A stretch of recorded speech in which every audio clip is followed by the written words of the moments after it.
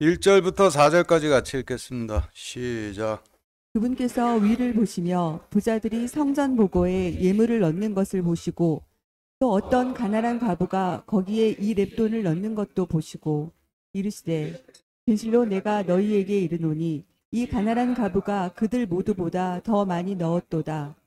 이들은 다 풍족한 가운데서 하나님의 헌물로 넣었거니와 그 과부는 빈 궁한 가운데서 자기가 가진 생활비 전부를 넣었느니라 하시니라. 네, 지금 읽으신 말씀의 단어들이 가지고 있는 상징적 의미를 좀 정리를 해보면은 그 표 1과 같은데, 부자들은 하나님 말씀을 맡고 있었던 덕분에 하나님 말씀을 풍족하게 먹을 수 있었던 제사장들과 바리새인들 같은 레위인들을 상징을 하고, 가난한 과부는 제사장들과 바리새인들이 하나님 말씀을 전해주지를 않아서 지네들끼리 서로 전하고 듣는 가운데 하나님 말씀을 전해주질 않아서 하나님 말씀을 들을 수 없었던 유대 백성들을 상징을 하고, 두 렙돈은 당시 그 사용되던 은화로 초림 때에 공중목욕탕 입장료가 두 렙돈이었는데, 그래서 누가복음 말씀에서는 부정함을 씻을 수 있는 비용인 속전을 두 렙돈이 상징을 하고 있고, 성전 보고는 하나님께서 자신이 택하신 영혼들을 추수해 들이시는 곳간인 하나님 왕국을 상징을 합니다. 그래서 1절부터 4절까지의 말씀에 지금 설명드린 단어들의 상징적 의미를 대입해 정리를 해본다라면은, 대홍수 때 노아가 하나님 말씀을 통해 하나님 진노를 깨달아 방주 안으로 피해 들어가야만 했다면은, 이스라엘 백성들은 하나님 말씀을 통해 하나님 진노를 깨달아 하나님께서 추수하시는 곳간인 하나님 왕국 안으로 피해 들어가야만 했는데, 하나님 왕국은 아무리 자기가 들어가고 싶다고 해도 인간은 자신의 부정함 때문에 들어갈 수가 없어. 하나님께서 예루살렘 성전 제단을 주셔서 흠없고 점없는 양의 피로 씻고 그 다음에 하나님 왕국 안으로 들어갈 수 있도록 해주셨죠. 그런데 제사장들과 바리새인들은 하나님 말씀을 맡고 있었던 덕택으로 하나님 말씀을 충분히 들을 수 있었지만은, 하나님 말씀을 통해서 하나님의 진노와 하나님의 긍휼을 깨닫지를 못해 성전 제단에서 점없고 흠없는 양의 피로 자신들의 부정함을 씻고 하나님께서 추수해 드리시는 곳간인 하나님 왕국 안으로 들어가지는 않고 예물만 바쳤다는 것이고, 하나님 말씀을 충분히 듣질 못해 말씀에 가난했던 유대 백성들이 오히려 부족한 하나님 말씀을 통해 하나님 진노를 분명히 깨달아 하나님 왕국 안으로 피해 들어가길 원했지만은, 유대 백성들은 자신의 부정함으로 하나님 왕국으로 들어갈 수가 없어서 하나님 왕국으로 넣어주시기를 소망하며 씻는 비용으로 자신의 전 재산인 두 렙돈을 속전으로 바치고 하나님께 자신을 올인했다라는 뜻이 되는 것이죠. 부자는 말씀이 풍족했던, 말씀 잘 안다라고 하는 레위인들이고, 가난한 과부는 말씀을 잘 모르는 말씀에 궁핍했던 유대의 백성들인데, 말씀이 풍족했던 레위인들은 말씀을 풍족하게 듣고도 진노를 깨닫지를 못해 노아의 방주에 해당하는 하나님 왕국 안으로 피해 들어가려 하질 않았던 자들이고, 말씀이 부족했던 유대인 백성들은 말씀을 제대로 듣질 못했어도 진노만은 분명히 깨달아서 자신들을 올인해 하나님 방주에 해당하는 하나님 왕국 안으로 피해 들어가고자 했지만 자신들의 부정함 때문에 들어갈 수가 없었던 자들을 의미하는 겁니다.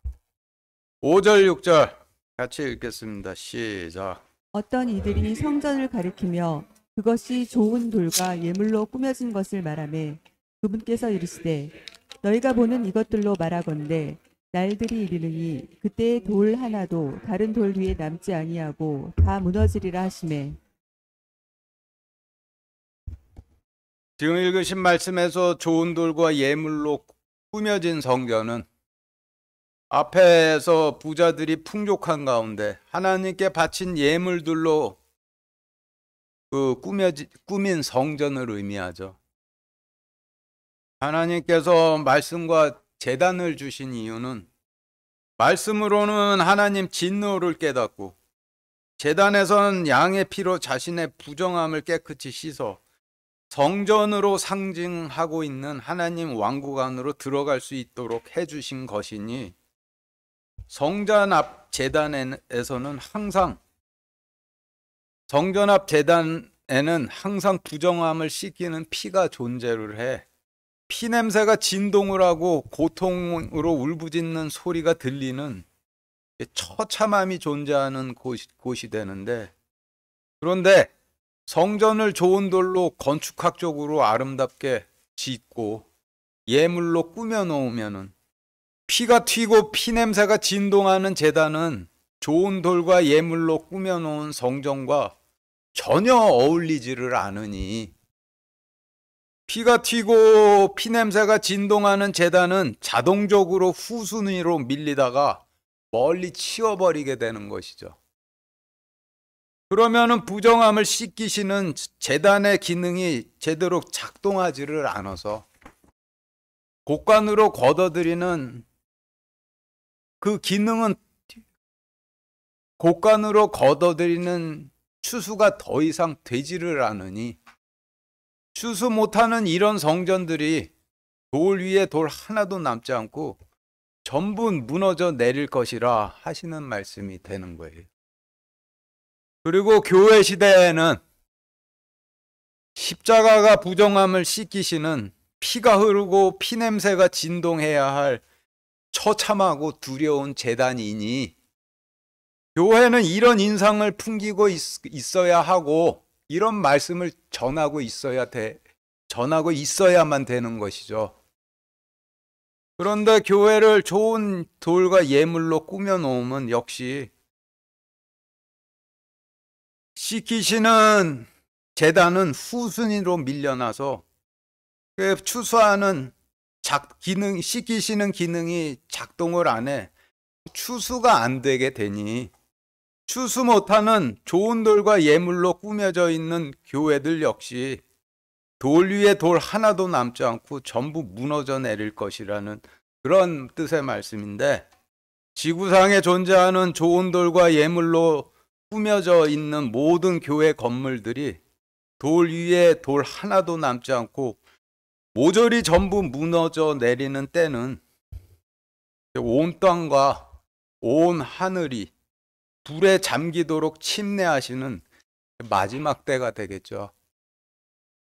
그래서 날들이 이르리니 그때 돌 하나도 다른 돌 위에 남지 아니하고 다 무너져 내리라 라고 하신 6절 말씀의 의미는 노아 때 하나님 말씀을 통해 하나님 진노를 깨달아 방주 안으로 피하지 않았던 자들에게 물에 잠기는 대홍수가 임했듯이 마지막 때에도 하나님 말씀을 통해 하나님의 진노를 깨달아 하나님 왕국 안으로 피로 씻고 하나님 왕국 안으로 피하려 하지 않은 자들에게 불에 잠기는 불의 침례가 임해 그들이 좋은 돌과 예물로 꾸며놓은 교회 건물들과 함께 불에 잠겨서 전부 사라져 버릴 것이라 하시는 의미가 될 수밖에 없는 거예요.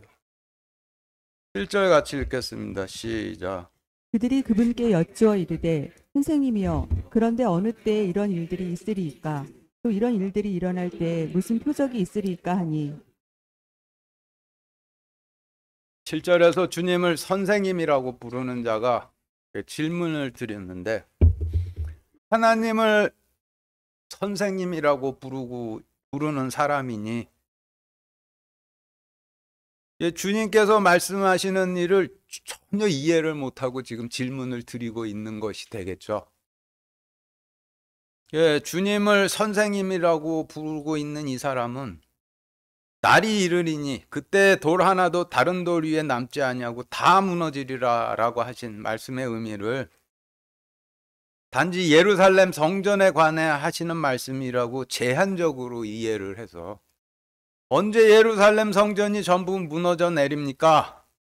예루살렘 성전이 무너져 내릴 때 무슨 표적이 있겠습니까? 라는 의도로 질문을 드리고 있지만은 자신의 질문 의도와는 전혀 다르게 이 사람의 질문이 누가복음 21장에서는 지구상에 있는 좋은 돌과 예물들로 꾸며진 모든 성전들이 언제 전부 무너져 내립니까? 라고 읽도록 지금 기록이 되어 들어가 있고, 이어지는 주님의 설명도 지구상에 있는 좋은 돌과 예물들로 꾸며진 모든 성전이 무너져 내릴 마지막 때에 대한 설명으로 이어지고 있어요. 8절부터 11절까지 같이 읽겠습니다. 시작. 그분께서 이르시되 너희가 속지 않도록 주의하라. 많은 사람이 내 이름으로 와서 내가 그리스도라 하며 때가 가까이 왔다 하리라. 그러므로 너희는 그들을 따라가지 말라. 또 너희가 전쟁들과 난리들에 대하여 들을 때 무서워하지 말라. 이런 일들이 반드시 먼저 일어나야 하되 곧 끝이 오지는 아니하느니라. 그 뒤에 그분께서 그들에게 이르시되 민족이 민족을 왕국이 왕국을 대적하여 일어나고 곳곳에 큰 지진과 기근과 역병이 있으며 또 하늘로부터 두려운 광경과 큰 표적들이 있으리라.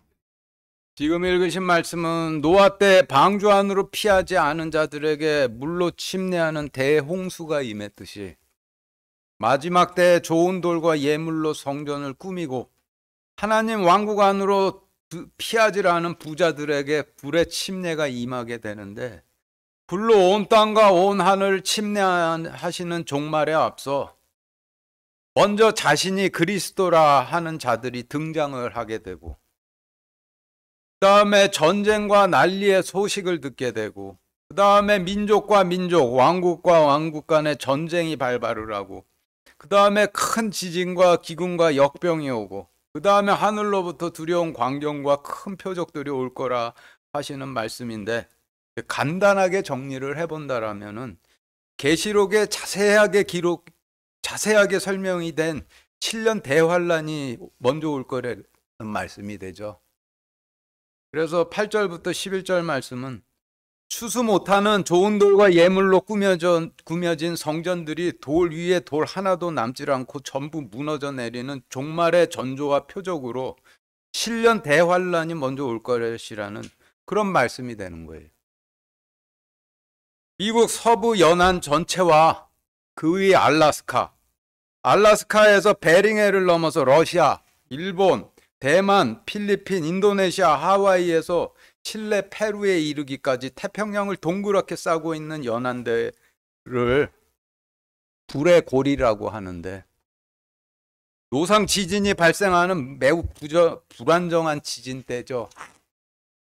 모든 학자들이 이곳에 곧 파멸적인 큰 지진이 발생할 것이라고 100% 동의들을 하는데, 여러분들 대부분도 지금 마지막 때라는 것에 동의들을 하시니 지금을 마지막 때라고 본다라면 11절 말씀에서 주님께서 종말에 앞서 먼저 올 것이라고 하신 파멸적인 큰 지진은 불의 고리라 불리는 환태평양 지진 때에서 발생을 하게 되겠죠.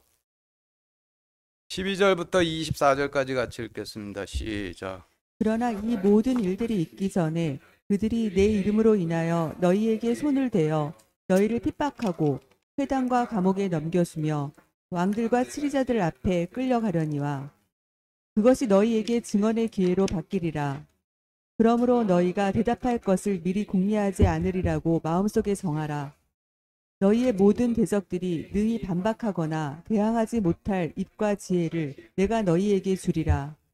또 부모와 형제와 친족과 친구들이 너희를 배반하고 넘겨주어 너희 중에 몇 사람을 죽게 하며 또 너희가 내 이름으로 인하여 모든 사람에게 미움을 받을 터이나 너희 머리털 하나도 없어지지 아니하리라.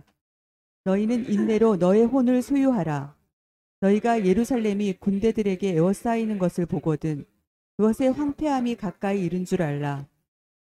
그때 유대에 있는 자들은 산들로 도망하고 그것의 한가운데 있는 자들은 밖으로 떠나가며 시골에 있는 자들은 그리로 들어가지 말지어다. 이 날들은 기록된 모든 것을 성취하기 위한 원수 갚는 날들이니라. 오직 그 날들에는 아이벤 자들과 젖먹이는 자들에게 화가 있으리로다. 그 땅에 큰 고난이 있고 이 백성에게 진노가 있으리라. 또 그들이 칼날에 쓰러지고 모든 민족들에게 포로로 잡혀가며 예루살렘은 이방인들의 때가 찰 때까지 이방인들에게 짓밟히리라. 앞에서 읽으셨던 8절부터 11절까지의 말씀은 7년 대환란을 설명하신 말씀이었는데 12절에서 그러나 하시면서 7년 대환란의 모든 일이 있기 전에 이런 일들이 먼저 올 것이라고 하시면서 그 말씀이 24절까지 이어지죠. 그러니 8절부터 11절에서 설명하실 7년 대환란이 오기 앞서 지금 읽으신 11절에서 24절까지에서 설명하신 일들이 먼저 올 것이라는 뜻이 되는데 7년 대환란에 앞서 어떤 일이 먼저 오게 되는지 먼저 11절부터 19절 말씀부터 보면은 주님의 제자들이 그리스도의 이름으로 왕들과 치리자들 앞에 끌려가 증언을 하고 부모와 형제와 친족과 친구들에게 배반당해 넘겨져 몇몇이 죽임을 당하고 그리스도의 이름으로 모든 사람에게 미움을 받게 될 일이 먼저 온다라는 말씀인데 이 말씀은 사도행전 시대가 먼저 올 것이라는 말씀이죠. 사도행전 보시면은 11절에서 19절 말씀처럼 주님의 제자들이 그리스도의 이름으로 왕과 치리자들 앞에 끌려가 증언을 하고 자신의 형제들과 친족들인 유대인들과 자신들에게 하나님 약속의 씨를 뿌렸던 영적인 아버지들이었던 제사장들에게 배반을 당해 넘겨져 죽임을 당하고 그리스도의 이름으로 모든 사람들에게 미움을 받는데 11절부터 19절까지의 말씀은 7년 대환란에 앞서서 사도행전 시대가 먼저 올 것이라는 말씀이 되는 거죠. 12절부터 15절까지 다시 같이 읽겠습니다. 시작.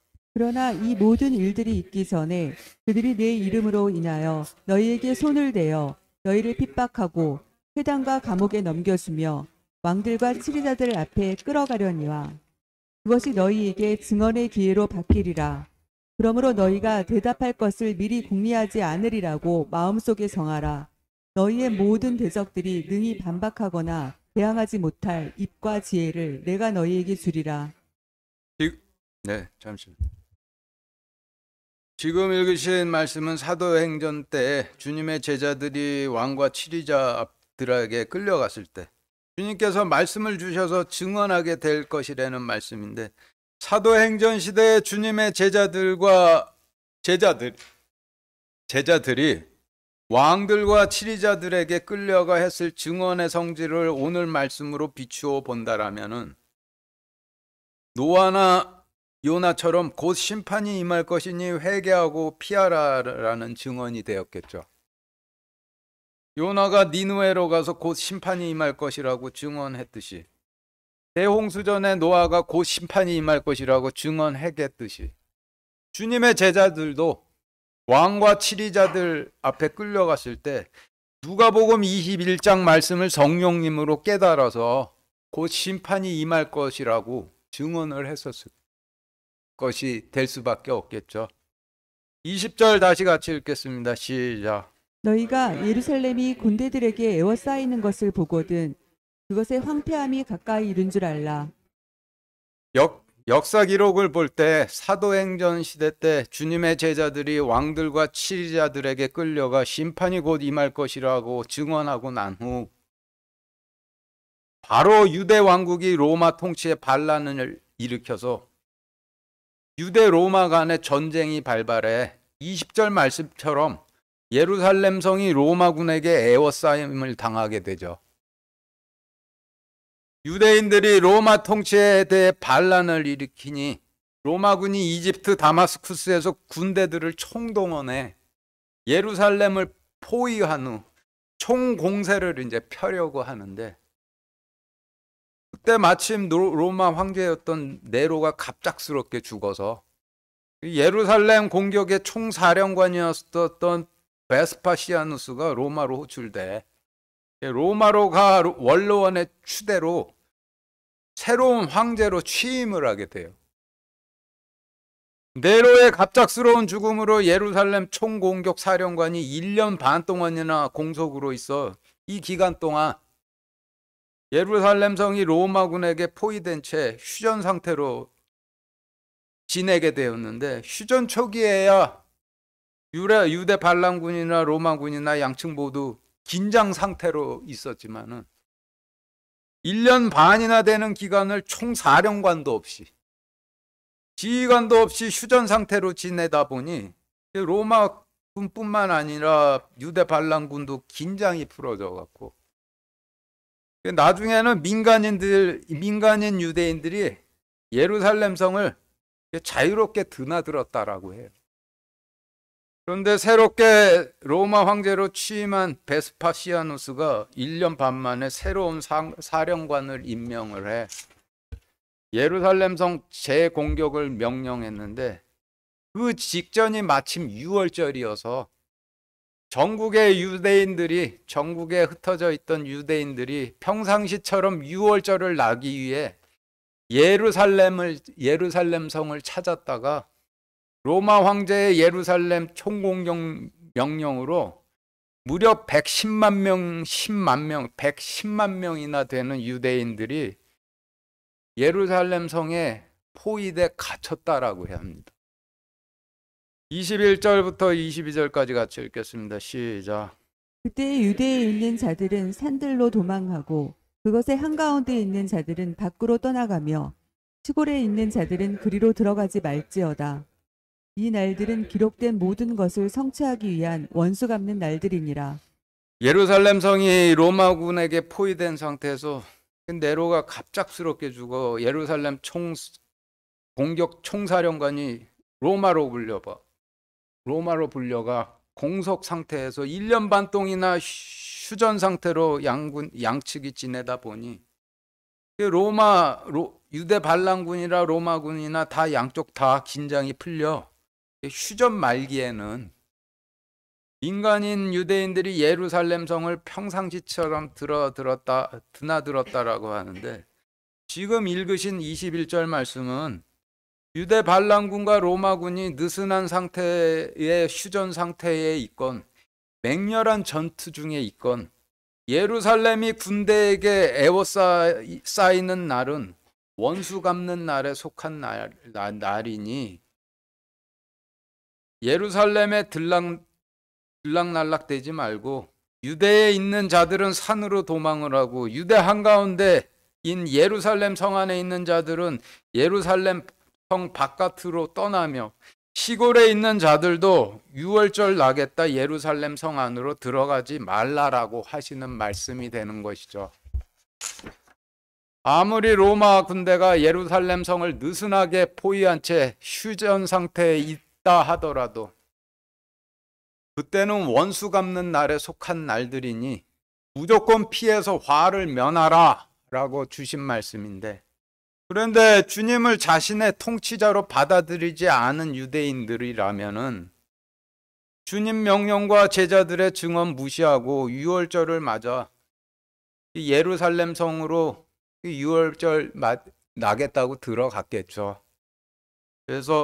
그런데 들어갔는데 로마 황제 베스파시아누스가 예루살렘 재공격을 명령함으로써 예루살렘 성에 갇히게 되는데, 요세푸스라는 사람이 쓴 유대 전쟁사라는 책을 보면은 무려 110만 명이나 되는 유대인들이 원수 갚는 날에 예루살렘 성에 갇혔다라고 합니다. 23절 다시 같이 읽겠습니다. 시작. 오직 그 날들에는 아이벤 자들과 젖먹이는 자들에게 화가 있으리로다. 그 땅에 큰 고난이 있고 이 백성에게 진노가 있으리라. 지금 읽으신 말씀은 아이벤 자들과 젖먹이는 자들이 예루살렘 성이 로마군에게 에워싸이는 원수 갚는 날에 화를 당할 것이라는 말씀인데, 지금 읽으신 말씀에서 아이벤 자들이라 하시면 하나님 말씀에 씨가 뿌려졌지만은 아직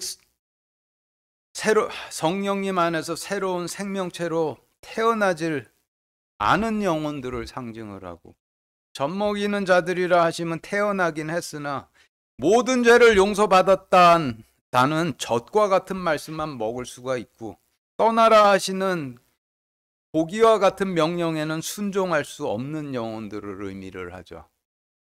그래서 23절 말씀의 의미는 아직 말씀으로 거듭 태어나지 못한 영혼들이나 태어났어도 모든 죄를 용서받았던 젖과 같은 말씀만 받을 수 있고, 가나안 성을 무조건 떠나서 화를 면하라 라고 하는 고기 같은 말씀을 받을 수 없는 영혼들은 예루살렘 성이 로마군에게 에워싸인 원수 갚는 날에 떠나라 하시는 명령에 순종 못하고 반대로 유월절 나겠다 예루살렘을 찾아 들어갔다 새로 취임한 로마 황제의 예루살렘 성 재공경 명령으로 갇혀서 그 안에서 큰 화를 당하게 될 것이라는 뜻의 말씀이 되는 거예요. 24절 다시 같이 읽겠습니다. 시작. 또 그들이 칼날에 쓰러지고 모든 민족들에게 포로로 잡혀가며 예루살렘은 이방인들의 때가 찰 때까지 이방인들에게 짓밟히리라. 지금 읽으신 말씀은 예루살렘이 로마 군대에게 에워싸인 원수 갚는 날에 떠나라 하신 명령에 순종 못하고 제자들의 심판이 곧 임할 것이라는 증언도 무시해서 유월절을 맞아 예루살렘을 찾았던 110만 명이나 되는 유대인들이 새로 취임한 로마 황제의 예루살렘 재공격 명령으로 갇혀서 그 안에서 칼날에 쓰러지고 사로잡혀 노예로 팔려가고 모든 민족들에게 포로로 잡혀갈 것이라는 말씀이죠. 요세푸스라고 유대 로마 전쟁 당시 로마어를 원어민처럼 구사를 할 수 있는 바리새인 출신의 유대 반란군 측의 한 엘리트 장군이 있었는데, 전쟁 초기에 로마군에게 항복하고 전향해 나머지 유대 로마 전쟁 기간 동안 로마군 측으로 전쟁에 참여를 했고, 후에 전쟁 기간 동안 자신이 목격했던 일들을 유대 전쟁사라는 이름의 책으로 남겼는데, 유대 로마 전쟁 당시의 상황이 가장 상세하게 기록된 자료라고 해요. 이 책에 의하면은 갑작스럽게 죽은 네로에 이어 새로 취임한 로마 황제가 예루살렘 성을 느슨하게 포위하고 있던 로마군에게 재공격 명령을 내리기 직전이 유월절이어서 110만 명이나 되는 유대인들이 유월절을 나러 예루살렘 성으로 갔다가 예루살렘 성 안에 갇혔는데, 110만 명 중에서 대부분은 굶어 죽어서 성 밖으로 그냥 내던져졌고, 굶어 죽지 않은 사람들은 강경파, 온건파로 나뉘어서 자기들끼리 칼로 죽이고 서로 십자가에 못 박아 죽여서 정작 예루살렘 성 문을 부수고 성 안으로 진입한 로마군에 의해 죽은 유대인들은, 로마군의 칼에 의해 죽은 유대인들은 10만 명이었고 9만 6천 명만이 사로잡혀서 노예로 팔렸다고 하는데, 그러면은 91만 명이나 되는 유대인들이 원수 갚는 날에 예루살렘 성으로 들어갔다가 굶어 죽었던지, 형제의 칼에 맞아 죽었던지, 형제에 의해서 십자가에 못 박혀 죽었던지, 그렇게 다 소멸되어 버렸다라는 뜻이 되는 것이죠. 예루살렘이 함락되고 여기저기 흩어져서 항전을 계속하던 반란군 잔당들이 전부 진압된 후 로마 황제가 모든 유대인들에게 이스라엘 땅에서 전부 떠나라 라고 명령해 그 유대인들은 전쟁 패배로 포로 신세가 돼 전 세계로 흩어지고, 예루살렘은 24절에서 이방인들의 때가 찰 때까지 이방인들에게 짓밟히리라 라고 하신 말씀처럼, 이게 이방인들 간에 서로 뺏고 빼앗기는 전쟁터가 되었는데, 로마, 페르시아, 동로마, 이슬람, 오스만, 가장 최근에는 대영 제국에 이르는 이방인들이 서로 뺏고 빼앗기는 과정에서 그 예루살렘이 짓밟히다가 이방인들의 때가 전부 찬 1948년에 유대인들이 예루살렘으로 돌아와 건국을 하게 되죠. 그래서 24절 말씀, 또 그들이 칼날에 쓰러지고 모든 민족들에게 포로로 잡혀가며 예루살렘은 이방인들의 때가 찰 때까지 이방인들에게 짓밟히리라 라고 하신 말씀은, 예루살렘이 로마군에게 에워싸이는 원수 갚는 날에 예루살렘에 갇힌 110만 명이나 되는 유대인들이 칼에 죽고 노예로 팔리고, 살아남은 유대인들은 전쟁 패배로 포로 신세가 돼 전 세계로 흩어질 것과, 그 후 예루살렘은 이방인들이 서로 뺏고 빼앗기는 과정에서 짓밟히다가 이방인들의 때가 차는 1948년에 유대인들이 예루살렘으로 돌아올 것을 설명하시는 말씀이 되는데, 이런 일들이 7년 대환란 전에 올 것이라는 말씀이 되는 거예요. 그래서 그러나 7년 대환란 전에 이러한 일들이 먼저 오리라 라고 설명하신 12절부터 24절까지의 말씀을 이어서 다시 정리를 해본다라면은, 사도행전 시대에 주님의 제자들이 예루살렘 성의 심판을 증언한 후 예루살렘 성은 곧바로 로마군에게 에워싸여 주님을 자신의 통치자로 받아들이지 않은 유대인들과 주님께서 떠나라 하신 명령에 순종치 못한 아이벤 자들과 젖먹이는 자들이 원수 갚는 날에 큰 화를 당하게 되고, 살아남은 자들은 전쟁 패배로 포로 신세가 돼 전 세계로 흩어져 예루살렘은 이방인들의 때가 차는 1948년까지 이방인들이 뺏고 빼앗기는 전쟁터가 돼 짓밟히다가 이방인들의 때가 전부 차는 1948년에 포로로 흩어졌던 유대인들이 예루살렘으로 돌아와 건국을 하게 되는 일들이 7년 대환란에 앞서 먼저 올 것이라는 말씀이 되는 거예요. 우리가 누가복음 21장 말씀이 전에 무슨 뜻인지 그 의미도 모르는 채 읽고 있는 사이에 7년 대환란 전에 와야 할 일들은 이미 전부 와서 지나가 버린 거예요.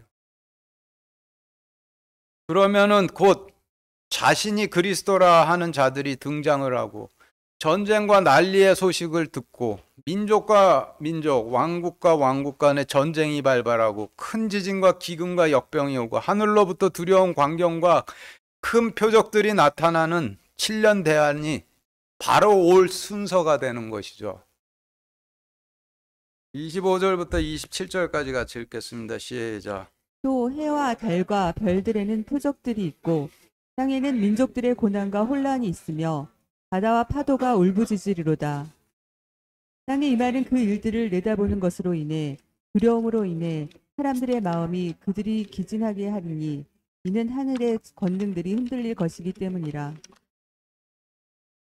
그때 사람의 아들이 권능과 큰 영광을 가지고 구름 가운데서 오는 것을 그들이 보리라.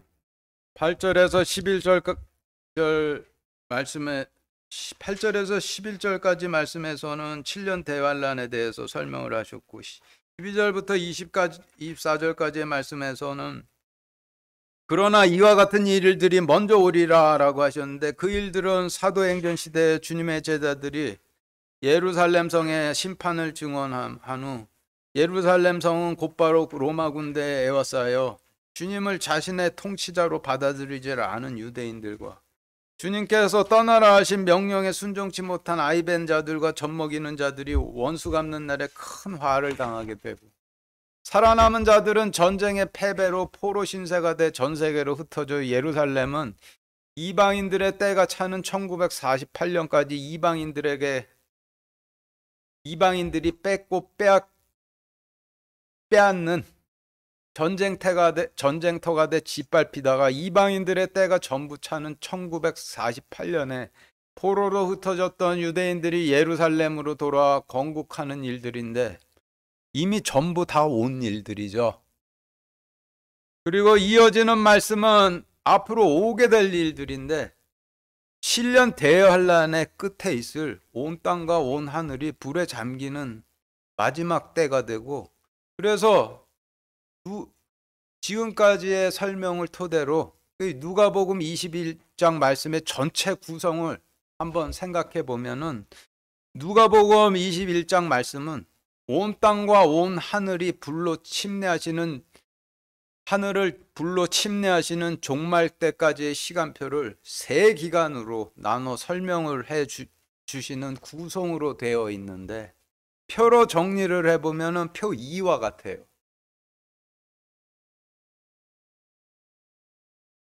그런데 이를 시간 순서대로 정리를 해보면은 표 3과 같은데, 표 3을 보시면은 첫 번째 기간이 이제 시간 순서대로 정리를 한 건데, 첫 번째 기간은 12절부터 24절에서 설명하신 사도행전 시대로부터 포로로 끌려갔던 유대인들이 예루살렘으로 돌아오는 1948년까지의 기간이고, 두 번째 기간은 8절에서 11절에서 설명하신 자신이 그리스도라 하는 자들이 등장을 하고 전쟁과 난리의 소식을 듣게 되고, 민족과 민족, 왕국과 왕국 간의 전쟁이 발발하고 큰 지진과 기근과 역병이 오고 하늘로부터 두려운 광경과 큰 표적이 올 7년 대환란의 기간이고, 세 번째 기간은 7년 대환란의 마지막 때에 온 땅과 온 하늘을 불로 침례하시는 때가 되니, 25절 말씀은 11절 말씀과 바로 연결이 되어 있는 거죠. 그래서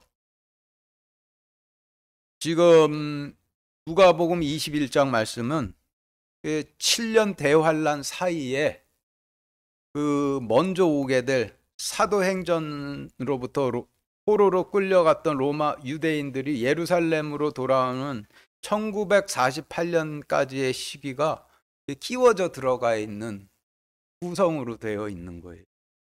11절, 25절 다시 이어서 같이 읽겠습니다. 시작. 곳곳에 큰 지진과 기근과 역병이 있으며 또 하늘로부터 두려운 광경과 큰 표적들이 있으리라. 또 해와 달과 별들에는 표적들이 있고 땅에는 민족들의 고난과 혼란이 있으며 바다와 파도가 울부짖으리로다. 네.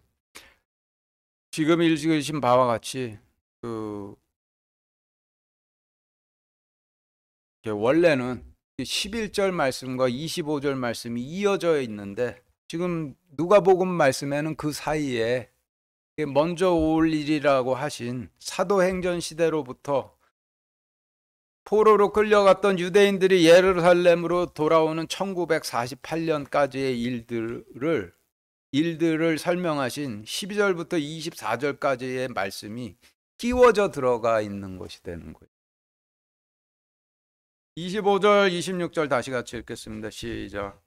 또 해와 달과 별들에는 표적들이 있고 땅에는 민족들의 고난과 혼란이 있으며 바다와 파도가 울부짖으리로다. 땅에 임하는 그 일들을 내다보는 것으로 인해 두려움으로 인해 사람들의 마음이 그들을 기진하게 하리니 이는 하늘의 권능들이 흔들릴 것이기 때문이라. 지금 읽으신 말씀은 노아 때 방주 안으로 피해 들어간 노아의 일가는 방주 안에 있었으니 바깥에서 일어나는 일들을 볼 수가 없었겠지만, 노아와 함께 방주 안으로 피해 들어가지 않은 자들은 바깥에 남아서 대홍수 직전에 하늘에서 시커먼 구름들이 몰려오고 궁창이 무너져 내리는 대홍수가 임함을 알리는 두려운 광경과 표적을 목격을 했겠죠. 그와 같이 마지막 때 불의 침례가 임하기 직전에도 성전 보고라 하신 하나님 왕국 안으로 피해 들어간 자들은 문이 닫히고 난 후에는 바깥에서 벌어지는 일들을 아무것도 볼 수가 없겠지만은 성전 보고라 하신 하나님 왕국 안으로 피해 들어가지 않은 자들은 하늘로부터 불의 침례가 임함을 알리는 두려운 광경과 큰 표적을 보게 되는데, 표적을 통해서 과학적인 예측을 해보면은 온 땅과 온 하늘이 불에 잠기게 될 것이라는 예측 결과가 나오니, 그로 인해서 큰 두려움으로 인해 기진할 것이라는 그런 말씀이 되는 거죠. 28절부터 33절까지 같이 28절부터 31절까지 같이 읽겠습니다. 시작. 이런 일들이 일어나기 시작하거든 위를 보고 너희 머리를 들라. 너희의 구속이 가까이 오고 있느니라 하시니라. 또 그분께서 그들에게 한 비유를 말씀하시되 무화과 나무와 모든 나무를 보라. 그것들이 싹을 내면 너희가 보고 이제 여름이 가까이 온 줄을 너희 스스로 아나니, 그런즉 이와 같이 너희가 이런 일들이 일어나는 것을 볼 때 하나님의 왕국이 가까이 온 줄을 너희가 아느니라. 이스라엘을 기준으로, 이스라엘만을 기준으로 본다면 레위 지파가 무화과 나무라고 그러면 나머지 12지파는 포도나무가 되죠. 그런데 이를 좀 확대해서 전 세계 민족을 기준으로 본다라면은 이스라엘 민족이 무화과 나무가 되고 나머지 민족들은 포도나무가 되는 셈이 되죠. 그래서 29절 30절에서 무화과 나무와 모든 나무를 보라. 그것들이 싹을 내면 너희가 보고 이제 여름이 가까운 줄을 너희가 아나니 라고 하신 말씀에서 무화과 나무가 싹을 내면이라 하신 말씀의 의미는 1948년 유대인들이 예루살렘으로 돌아온 것을 의미하게 되겠죠. 그리고 이어서 31절에서 그런즉 이와 같이 너희가 이런 일들이 일어나는 것을 볼 때 하나님 왕국이 가까이 온 줄을 너희가 아느니라 라고 하셨는데, 여기서 하나님 왕국은 항복하지 않은 자들 멸하러 임하는 하나님 왕국이 되는 것이니 마지막이 가까이 온 줄을 알라라는 그런 뜻의 말씀입니다. 32절 33절 같이 읽겠습니다. 시작. 진실로 내가 너희에게 이르노니 이 세대가 지나가기 전에 모든 것이 성취되리라. 하늘과 땅은 없어지겠으나 내 말들은 없어지지 아니하리라. 33절에서 하늘과 땅은 없어지겠으나 라고 하셨는데, 온 하늘과 온 땅은 좋은 돌과 예물로 꾸민 성전들과 함께 불에 잠겨 전부 다 사라져 버릴 것이라는 뜻이죠. 34절 35절 같이 읽겠습니다. 시작. 너희는 스스로 주의하라. 그렇지 않으면 언제라도 너희 마음이 과식과 술 취함과 이 세상 삶의 염려가 무겁게 되어 그날이 알지 못하게 너희에게 임할까 염려하노라. 이 온 지면에 거하는 모든 사람에게 올무같이 임하리라. 성경에서 술에 취했다라는 뜻은 포도주 많이 마셨다라는 뜻인데,